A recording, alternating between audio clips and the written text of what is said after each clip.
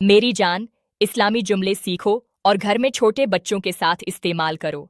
In English we से ablution और उर्दू में हम वज़ू कहते हैं।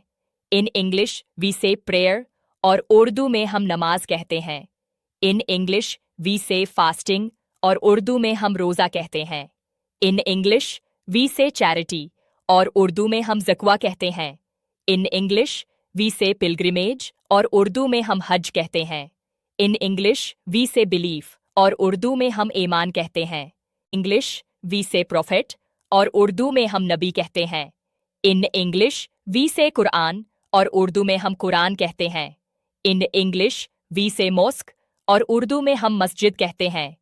इन इंग्लिश वी से सप्लिकेशन और उर्दू में हम दुआ कहते हैं। इन इंग्लिश वी से फेथ और उर्दू में हम अकीदा कहते हैं। इन इंग्लिश वी से एंजल और उर्दू में हम फरिश्ता कहते हैं। इन इंग्लिश वी से हेल और उर्दू में हम जहन्नम कहते हैं। इन इंग्लिश वी से पैराडाइज और उर्दू में हम जन्नत कहते हैं। इन इंग्लिश वी से सिन और उर्दू में हम गुनाह कहते हैं।